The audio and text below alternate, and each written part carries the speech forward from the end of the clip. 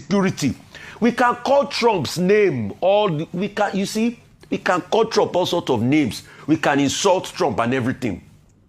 The question is, the Trump lie, is there no killings in Nigeria? Yes, Muslims are being killed, Christians are being killed, Shokmono worshippers are being killed, Ayilala worshippers are being killed, Ifa, everybody worshippers are being killed. Should the killings be happening? Shouldn't Nigerians' life matter? Shouldn't President Tinubu, that talked about the slaughtering of Christians, that was hounding Jonathan then, that Dr. Abazi confirmed that they even traveled to America to go and report Jonathan then, shouldn't he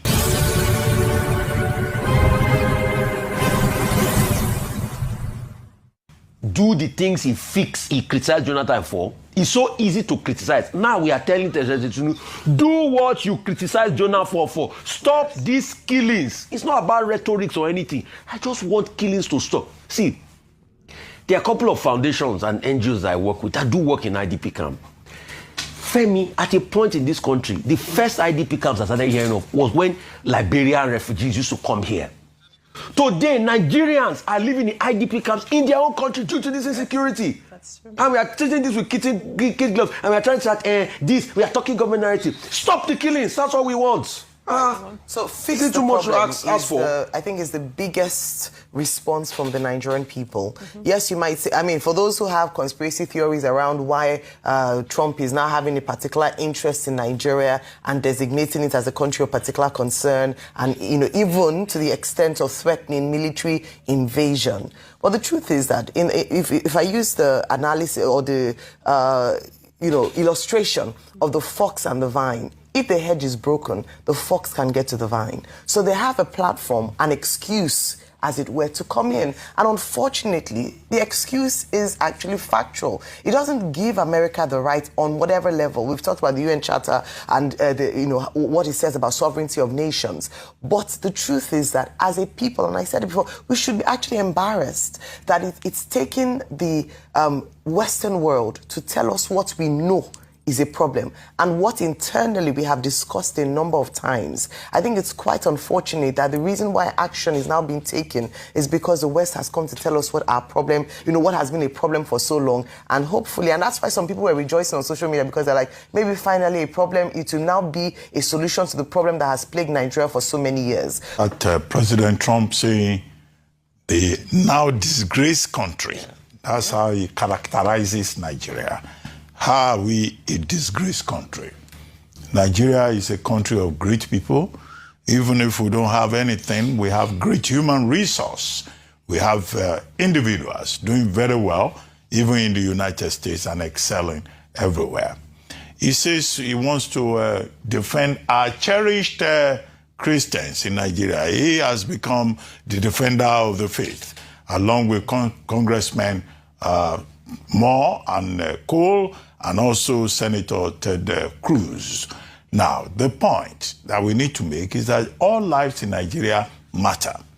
People have cited examples of how, Christians have been targeted and all of that.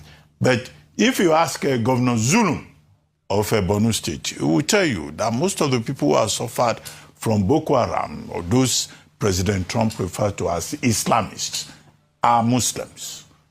So the point should be that all lives in Nigeria matter. People have made the point about, resource, war, and all of that. And I say, no, that argument is a bit tenuous. America is not taking more fuel from Nigeria. America is not taking our gas from Nigeria LNG. Okay, maybe we have lithium and all of that. But I think that argument is a cover-up. What we should insist upon is the sovereignty of Nigeria. And I think, and I repeat the point, that this is the time when we need adults in the room. I think one professor, was it Professor Bolaji Akinyemi, who warned President Bola Ahmed Tinubu not to go and confront Donald Trump, as if he knew that we will get to this point. And that's why I say we need adults in the room. There shouldn't be all these small boys, around the place. No, the adults are there. We have President Obasanjo. We have President Jonathan, who once suffered in the hands of the Americans. We have General Babangida. We have Ambassador Anyauku. We have the younger generation, people like Ambassador Jokeshi. We have this human resource. President Tinubu should call them immediately. And then they put their heads together. How do we address this issue? It's not something that some small boys will go and be getting emotional and be talking out of tone about subjects that they do not understand. And I think that this is the moment. I repeat the point, that all of us have to come together to defend not the administration, but to defend Nigeria. This time does not call for partisanship. It's not about partisanship. It's about what we think of our country, because we cannot afford a religious war in this country. And the religious leaders should be called also to get involved. The Sultan of Sokoto, who is the leader of the Muslim faithful, Cardinal Francis Cardinal Onayeka is there. Bishop Matthew Kuka,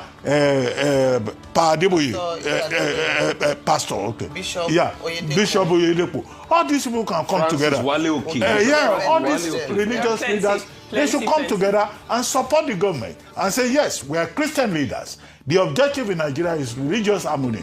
Donald Trump cannot be more Nigerian